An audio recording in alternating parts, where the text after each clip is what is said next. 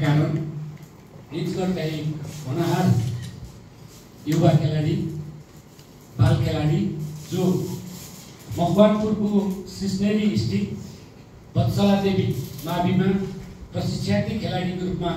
प्रशिक्षण लिइरहनु भएको थियो। सोही बाढीले ल्याएको पहिरोमा पुरिएर उहाँको निधन हुन गयो। यो निधनप्रति सिङ्गो नगरवासी स्तब्ध हुनुभयो। निजगढ नगरपालिकाको खेल क्षेत्र नै एक हिसाबले स्तब्ध भयो र ती भाइ जो भविष्यका एक होनहार खेलाडी हुने तर्खरमा हुनुहुन्थ्यो,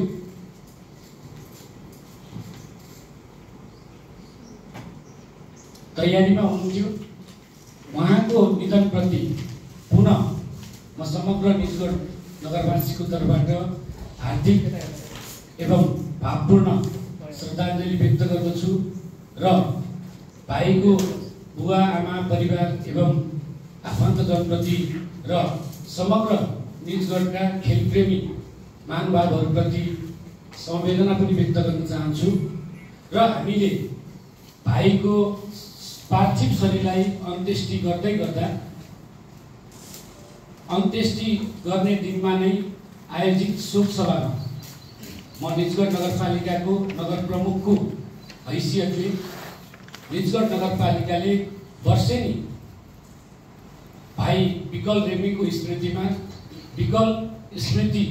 जुनियर फुटबल आयोजना गर्ने प्रतिबद्धता व्यक्त गरेको थिए। सोही अनुरूप निजगढको समग्र खेलकुदमा खेलाडी उत्पादनदेखि खेलको आयोजनासम्म गर्नलाई संस्थागत र समर्थित रूपमा गर्नुपर्छ भनेर हामीले नगर स्तरीय खेलकुद विकास समिति गठन गर्यौं र त्यो समिति गठन गरेको पहिलो आयोजना नै विकल स्मृति जुनियर फुटबल कपको आयोजना गर्दैछौँ र त्यो आयोजनालाई निजगढ नगरपालिकाको खेलकुद विकास समिति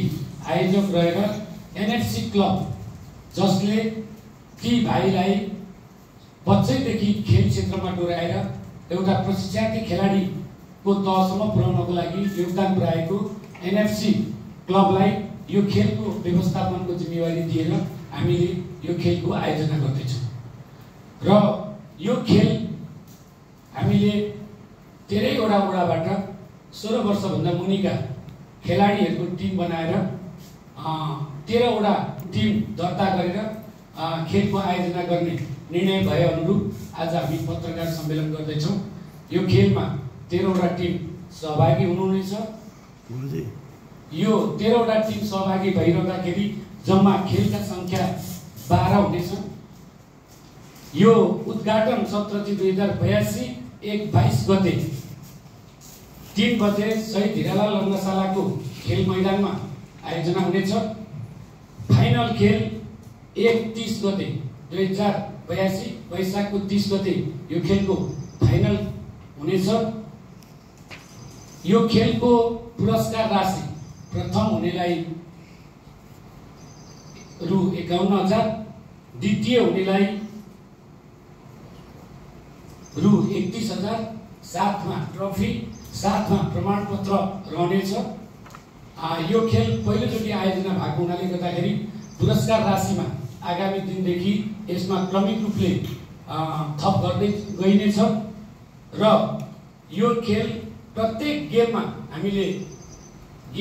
म्यान अफ द म्याचको व्यवस्था गर्नेछौँ। त्यसै गरी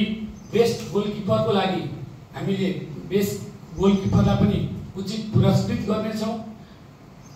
बेस्ट डिफेन्डरको लागि पनि उचित पुरस्कृत गर्नेछौँ। टप गोल स्कोरर खेलभरिमा सबैभन्दा बढी गोल गर्ने खेलाडीको लागि पनि उचित पुरस्कारको व्यवस्था हुनेछ। त्यसै गरी बेस्ट प्लेयर गेमभरिको यो 12 दिन खेलाइने गेमभरिको सबैभन्दा राम्रो खेलाडीलाई बेस्ट प्लेयरको रूपमा पनि हामी पुरस्कृत गर्नेछौँ। त्यसै गरी राइजिङ प्लेयर यो खेलभरिमा एउटा उदाउँदो खेलाडीको रूपमा एकजना खेलाडीलाई छनौट गरेर यो खेललाई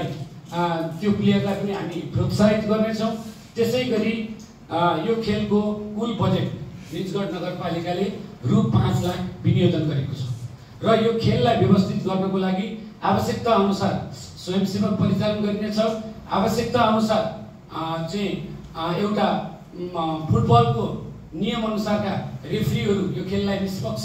निर्णायक मण्डल रहनेछन्। त्यसकारणले यो खेललाई चाहिँ भव्य अनि सभ्य व्यवस्थित र यो खेलले एउटा सन्देश के जानेछ भने खेल क्षेत्र चाहिँ अपरिहार्य क्षेत्र हो। यो पुरस्कार जित्नको लागि मात्रै नभएर पनि मानव शरीरको लागि पनि स्वास्थ्यको लागि पनि र अहिलेको जुन अवस्था छ हाम्रा धेरै भाइ बहिनीहरू लामो समय मोबाइलका गेमहरूमा अन्य अभ्यस्त हुने भएको हुनाले शारीरिक गतिविधि कम हुने भएको हुनाले गर्दाखेरि त्यो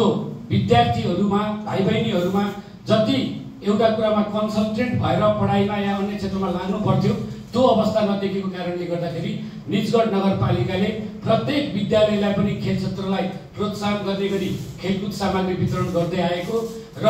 हरेक वर्ष हामीले राष्ट्रपति रनिङ सिल पनि आयोजना गर्दै आएको र प्रत्येक विद्यालयमा म नगर प्रमुखको हैसियतले अतिथिको रूपमा बोल्दै गर्दाखेरि पनि खेललाई प्रोत्साहित गर्नुपर्छ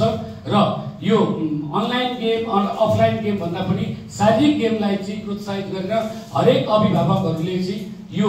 खेल क्षेत्रलाई चाहिँ प्राथमिकतामा राख्नुपर्छ भन्ने उद्देश्यका साथ यो गेम गर्न लागेको। खास गरी खेल क्षेत्रमा आफ्ना बालबच्चाहरूलाई पठाउनको लागि अभिभावकहरूलाई प्रोत्साहित गर्न र अब मान्छे त जन्मेपछि मरिन्छ, मर्ने कुनै उमेर हुँदैन, मर्ने कोही रोगले मरिन्छ, कोही दुर्घटनामा परेर मरिन्छ, तर सबैको मृत्युले यति सम्मान पाउँदैन। स्वर्गीय विकल स्मृति क्लब जुन हामी गर्दैछौँ यो कपले एउटा नयाँ सन्देश पनि के दिन्छ भने खेल क्षेत्रमा लागेर दुर्घटनामा परेर विकल भाइको निधन भए तापनि समग्र खेल क्षेत्रमा लाग्ने र आम निजगढवासीले सधैँभरि स्मरणमा विकल रेग्मीलाई राख्नेछन्। पुनः म उहाँको परिवारप्रति आफ्नो छोरो गुमाउनुभयो, भौतिक शरीर ल्याएर दिन सकिने छैन, तर यद्यपि तपाईहरुले गर्व गर्नुपर्छ, जे हुनु भइ नै हाल्यो र यसबाट अब शोकलाई शक्तिमा बदलेर खेल क्षेत्रको माध्यमबाट एउटा खेलको तारा, अझै भन्नुपर्दाखेरि खेल क्षेत्रको निजगढले प्राप्त गरेको पहिलो खेल शहीदको रूपमा पनि हामीले उहाँलाई सम्झिनुपर्छ र समग्र निजगढवासी मात्रै नभएर त्यो दुर्घटनामा परेर मृत्युवरण गर्नुभएका 6 जना खेलाडी भाइहरू जो निजगढ लगायतका विभिन्न क्षेत्रका हुनुहुन्थ्यो, मलाई लाग्छ सबै क्षेत्रका स्थानीय तहहरूले र अझै म भन्छु जिल्ला खेलकुद विकास समिति र अरू ठाउँको जिल्ला खेलकुद विकास समितिले पनि ती भाइका स्मृतिमा केही न केही कार्यक्रमहरू गर्ने छन्, कयौं ठाउँमा गरिरहेका पनि होला र तपाईहरुले आफ्नो छोरो गुमाउनुभयो, तर गर्व गर्नुस् कि उसको मृत्यु सबैको लागि स्मरण योग्य भयो र यो पत्रकार सम्मेलनमा सहभागी हुनुहुने सम्पूर्ण पत्रकार साथीहरूलाई म अन्तमा के आग्रह गर्न चाहन्छु भने यो खेललाई विशेष गरी खेल एउटा पाटो भयो, तर खेल क्षेत्रमा लाग्दै जीवन गुमाउनु भएका भाइ विकल स्मृतिलाई हामीले अमर राख्नको लागि, चिरस्थायी राख्नको लागि तपाईहरुको सञ्चार क्षेत्रको महत्त्वपूर्ण भूमिका हुने भएको हुनाले गर्दाखेरि त्यो भूमिकामा तपाईहरु कन्जुसाइ नगरिकन लाग्नुहुनेछ भन्ने पनि विश्वास व्यक्त गर्न चाहन्छु।